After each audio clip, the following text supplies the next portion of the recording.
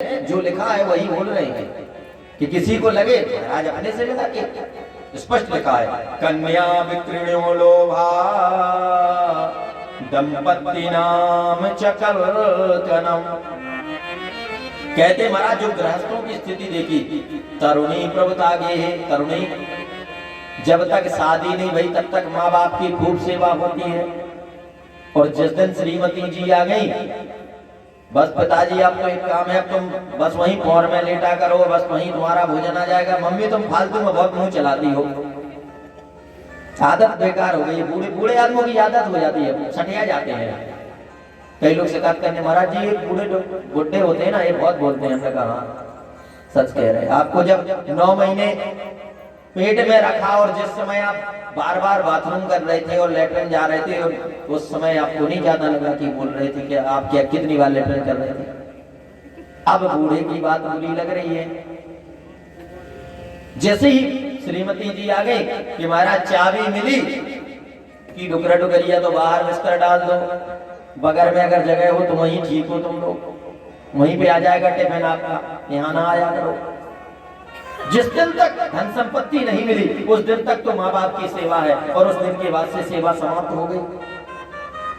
श्याल को बुद्धिदायका, श्याल को कहलाता है साला।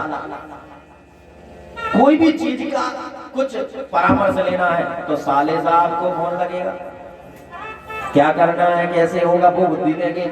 नहीं तो श्रीमती जी अरे मेरे भैया इतनी पूछते हो, मेरा भैया कह रहा था ऐसा काम कर लो, क्या दिक्कत है उसमें, और साले साहब सलाह देंगे। नहीं तो बहन जी को गर्म हो जाएंगे, मेरे भैया की बात क्यों नहीं मानते हो, तो कहते वो सलाह देने वाले रहते सबसे अच्छे परामर्शदाता। और कई कहानियां भी बनी हैं, कहावतें भी हैं। कहते हैं घर में आला अरबार मसाला, बहुत सारी चीजें नहीं पता क्या क्या कहते लोग। कन्या, जो कन्या और बेटियां हैं, बेटियों की और बेटों की क्रय बिक्री होगी, खरीद फरोख्त होगी। कैसे? जैसे शुक्रवार का बाजार लगता है ना महुआ में, और शुक्रवार के बाजार में ये बकरा कितने का है, ये पशु कितने का है, बैल इत्यादि सब बिकते हैं। ऐसे ही बेटे बेटियों की शादियों में होता है ऐसा या नहीं? महाराज देखो ऐसा है, लड़के को बहुत पढ़ाया लिखाया, 35 लाख तो उसी की डॉक्टरी की पढ़ाई कराने में लग गए। अब आप खुद समझ लो, स्वयं समझदार हो, क्या मिलना चाहिए, डॉक्टर बन गया लड़का। चपरासी भी लग गया अगर, महाराज बहुत पैसा खर्च होता है, बड़ी मुश्किल से पढ़ाया हो तब जाके नौकरी मिली। आजकल नौकरी कहाँ मिलती है।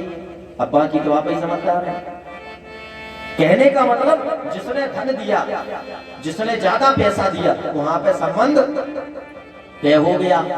इससे कोई मतलब नहीं कि हमारे हमजोली के हैं, हमारे वर्ग के हैं, हमारे बराबर की हैसियत के हैं या नहीं है। और यही समस्याएं बड़ी बड़ी विकराल हो जाती हैं बाद में। क्यों? किसी कारण से तुम्हारे बेटे को नौकरी मिल गई, अब तुम्हें छोटे मोटे के यहाँ शादी करना नहीं, तुम्हें लाखों रुपए चाहिए, तो करोड़पति लाखापति आया, उसने कर दी बिटिया।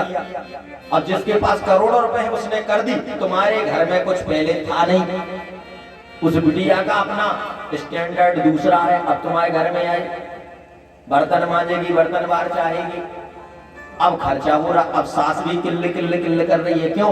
क्योंकि जिंदगी में जितना खर्चा नहीं देखा उतना अकेले बहू कर रही है, जितना सारे घर का खर्चा नहीं उतना उसका अकेले मेकअप में जा रहा। अब समस्या है। क्यों हो रहा? क्योंकि बेमेल शादी हो गई है। नौकरी के चक्कर में, पैसे के चक्कर में कहां तुम्हारी हैसियत थी। पहले समधी, समधी का मतलब क्या होता? सम अर्थात बराबर, धी माने बुद्धि। पहले बुद्धि से योग्यता मिलाई जाती थी। हमारी तुम्हारी बराबर क्षमता की बुद्धि वाले हैं, अरे अपने से विचार मिलते हैं, बराबर बुद्धि के हैं, बराबर लेवल के हैं, तो वहां संबंध हो जाते थे, कोई वो नहीं होता था। और आजकल एक बड़ी समस्या है, बेटियों वालों को सबसे बड़ी समस्या है। क्या करते हैं महाराज? अपने से कई गुना ज्यादा अच्छा देखना, और उस अच्छे के चक्कर में फिर ग्रीन कार्ड बनवाना, फिर लाखों रुपए लोन लेना, फिर लोन लेकर के खेती के नाम पे लेना, वो बिटिया की शादी में लगा देना, फिर बाद में कर्ज में मरना। बोलो महाराज क्या करें, फिर बिटिया की शादी ना करें? बिल्कुल करो, लेकिन गलत तरीके से नहीं। आपके घर में यदि हैसियत 50,000 रुपए करने की है तो आप 3 लाख की शादी क्यों करते हो? कारण उसका बता दें स्पष्ट। आप अपनी कितनी भी ताकत लगा देना, आप कितनी भी हिम्मत से शादी कर देना, लाखों रुपए दे देना, करोड़ों रुपए दे देना, बड़े से बड़ा घर करोड़पति का ढूंढ लेना, यदि तुम्हारी बिटिया के भाग्य में, किस्मत में, उसकी प्रारब्ध में यदि कष्ट लिखा हुआ है तो महलों में भी जाकर के कष्ट ही मिलेगा। माता जानकी को महाराज जनक ने किसके यहाँ किया था भैया? राजाओं के यहाँ किया था कि नहीं? राजमहल में किया था। मिला क्या? मिला क्या? बोलो। सीता जी को ब्याह होते ही आते क्या मिला था? वनवास। जब जीवन में वनवास लिखा था तो महलों का सुख नहीं मिला, आते ही रास्ताना को 14 वर्ष के लिए वनवास पाया। महलों में भेजा और मिला क्या? वनवास।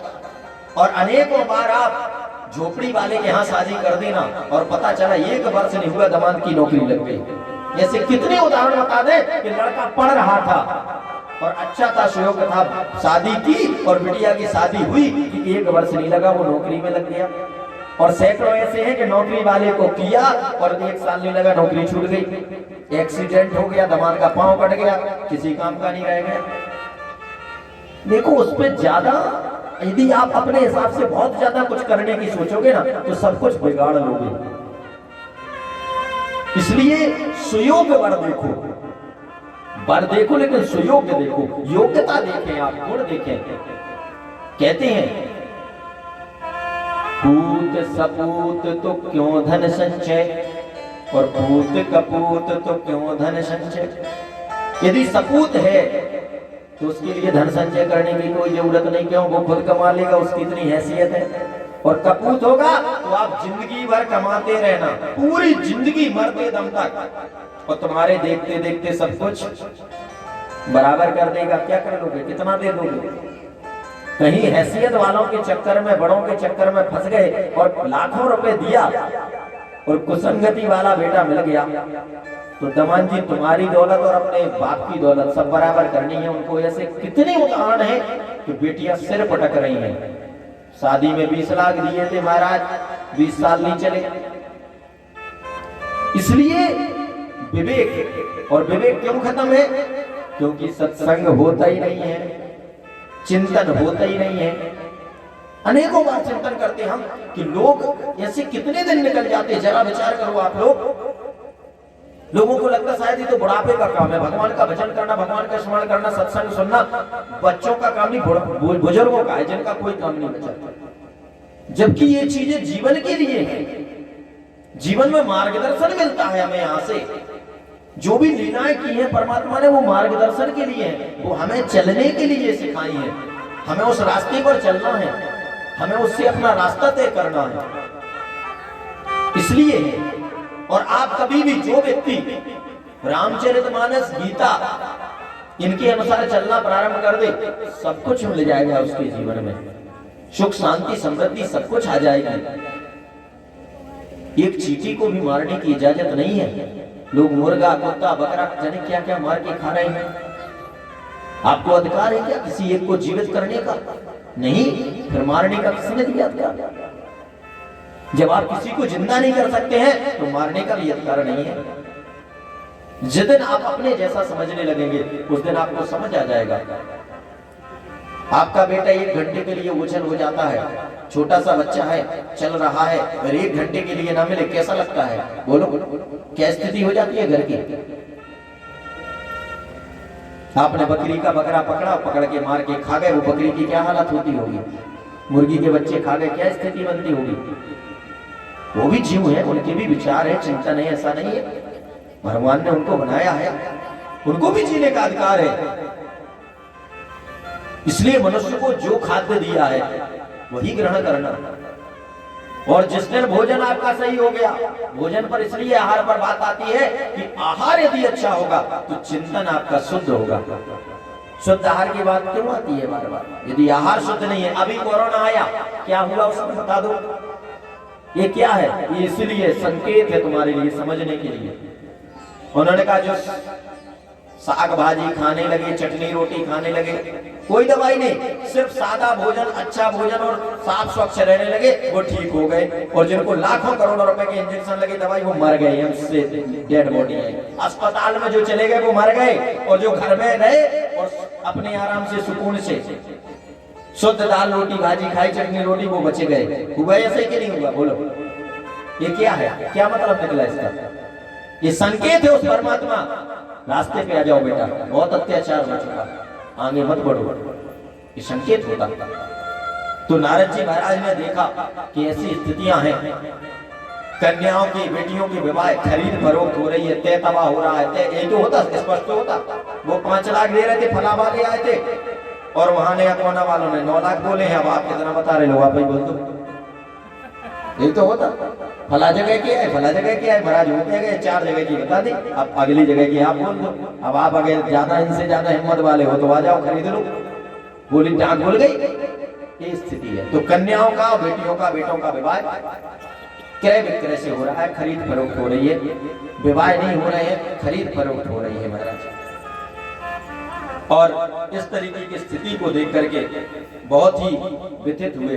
तब नारद जी महाराज को याद आया कि एक इस भारत भूमि पर स्थल है, और वो इसी कलयुग से पूर्व जो द्वापर निकला, उस समय जहां पर बांके बिहारी ने जन्म लिया, कन्हैया प्यारे ने, और वो उनकी जन्म स्थली है, और वहां कहते हैं कि सदा वो विहार करते हैं। तो क्यों ना हम वहां मथुरा वृंदावन चले।